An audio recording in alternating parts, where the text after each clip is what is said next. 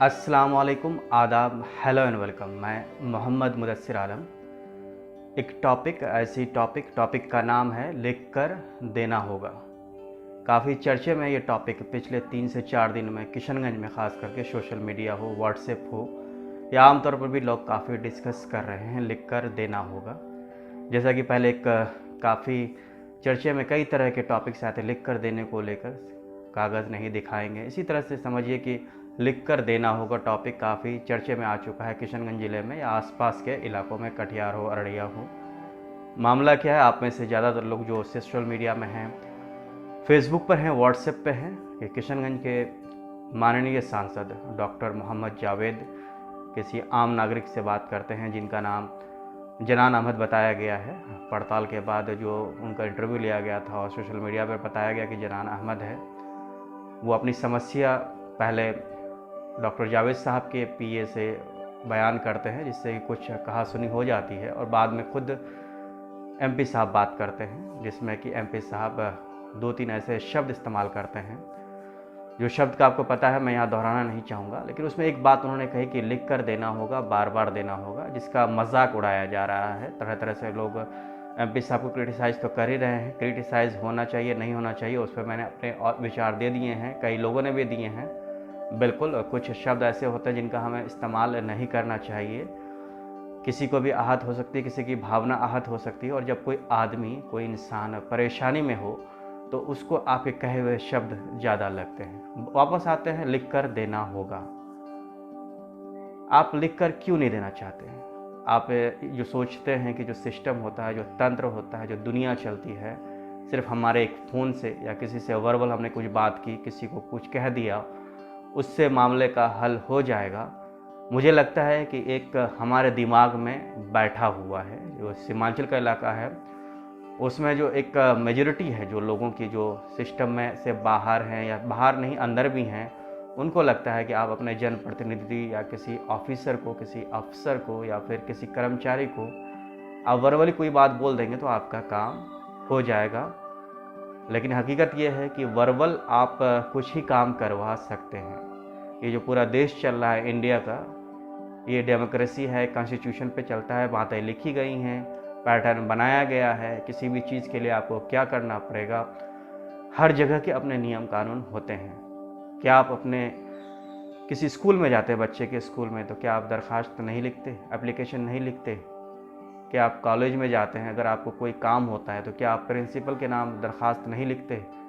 क्या आप खुद स्कूल में रहते हैं तो क्या दरख्वास्त नहीं लिखते? क्या आप कहते हैं कि नहीं, फ़ोन पे कह दिया कि मुझे CLG चाहिए सर और मुझे आप दे दीजिए, तो क्या आपको मिलता है? बिल्कुल नहीं मिलेगा।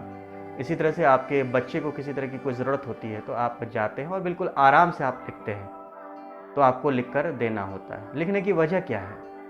लिखने की वजह यह है कि हर ऑफिस, चाहे छोटा हो, बड़ा हो, किसी कस्बे का हो, चाहे वो दिल्ली में हो, किशनगंज में हो, कटिहार हो, पूर्णिया हो, हर ऑफिस कागज़ पे चलता है, क्योंकि सेट पैटर्न है। इंडिया एक सेट पैटर्न है। इंडिया जो एक बनाना रिपब्लिक नहीं है, डिक्टेटरशिप नहीं है, या हर चीज़ें लिखी होती हैं। तो 1-2 इश्यूज़ को हम उठाकर फेसबुक पर हम पूरे सिस्टम को बिल्कुल बदनाम नहीं कर सकते। ये नहीं कह सकते कि हम लिख कर नहीं देंगे। मिसाल के तौर पर आपके घर में या आपका कोई सामान चोरी होता है, आपका सिम कार्ड तक चोरी होता है, तो उस वक्त आप 1 मिनट भी नहीं सोचते, आप जाते हैं थाने में FIR कराते हैं। FIR की कॉपी लेकर आप फिर से सिम कार्ड लेते हैं। क्यों करते हैं? क्योंकि आपको उसकी ज़रूरत लगती है। अगर आप नहीं करेंगे तो आपकी बातचीत बंद हो जाएगी, आपका मनपसंद नंबर आपसे चला जाएगा। ये छोटी सी बात है। CLC लेना हो तो आप लिखते हैं। आपको कोई कहीं अगर कुछ 10, 20, 100, 500 रुपये के लिए आपको कहीं बैंक अकाउंट खोलना होता है, तो आप लंबी लाइन लगाकर बैंक अकाउंट खुलवाते हैं, क्योंकि वो आपके फ़ायदे का है।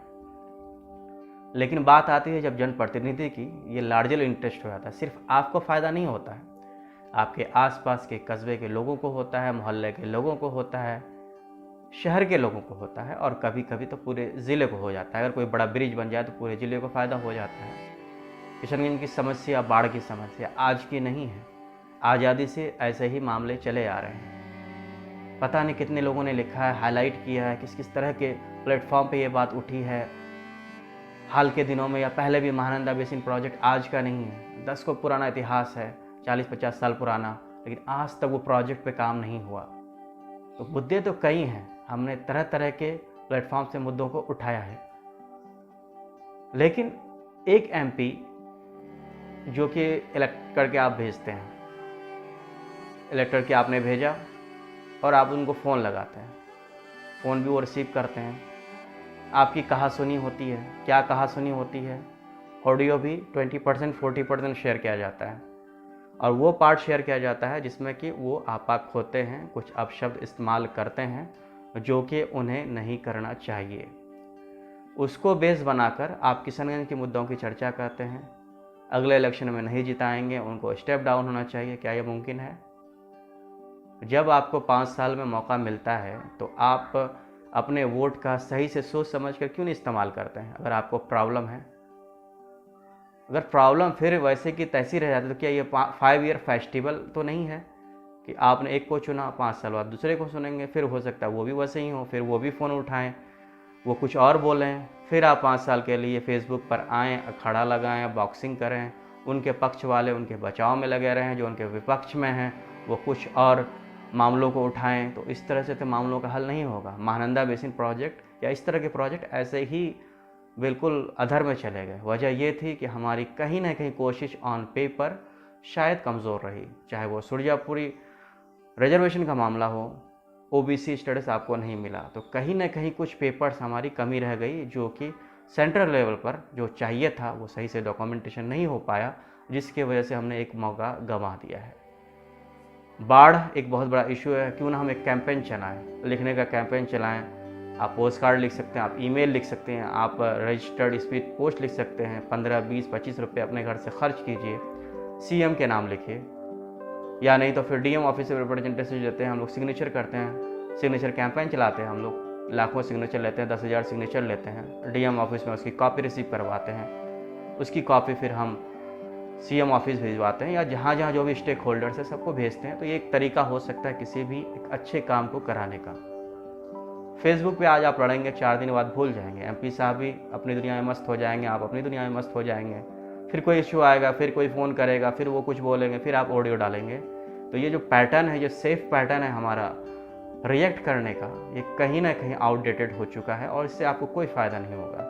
किसी भी पर्सन को टारगेट करना, चाहे वो एमपी हो या आम नागरिक हो या एमएलए हो, कुछ देर के लिए आपको सेटिस्फाई कर सकता है, आपको अच्छा फील करा सकता है। आप सोच सकते हैं कि मैंने बहुत अच्छा किया है, मेरे सवालों का जवाब मिल गया और मैंने उसको मज़ा चखा दिया।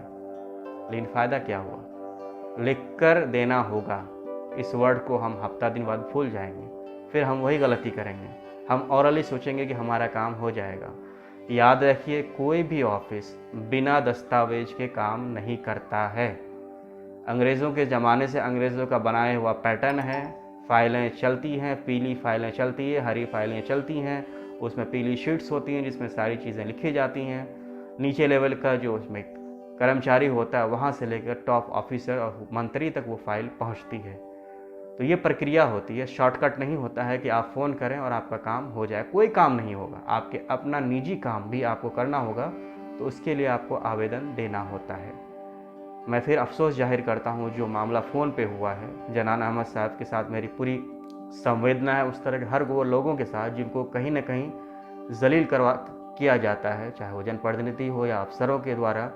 ऐसे लोगों को बिल्कुल अपनी आवाज़ उठानी चाहिए और पब्लिक प्लेटफॉर्म पर लाना चाहिए, ताकि ये दोबारा ऐसी हरकतें ना हो। लेकिन हमें भी नहीं भूलना चाहिए कि लिख कर तो देना होगा ही, लिख कर देंगे तभी आपकी बात मजबूती से रखी जाएगी और आपको बार बार धोखा नहीं खाना पड़ेगा। मेरी यही प्रतिक्रिया है, यही मेरा रिएक्शन है इस मुद्दे पर। मैं किसी राजनीतिक पार्टी से नहीं हूँ, आम नागरिक हूँ। हाँ, मेरे पास जर्नलिज्म की डिग्री है, तो थोड़ा बहुत मुझे भी अधिकार मिलता है कि मैं भी अपनी बातें रखूँ, अपने एनालिसिस रखूँ, अपने व्यूज़ रखूँ।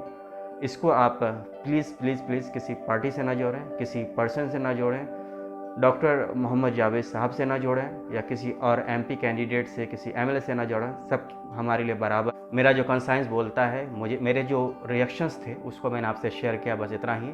सब मेरे लिए एक जैसे हैं।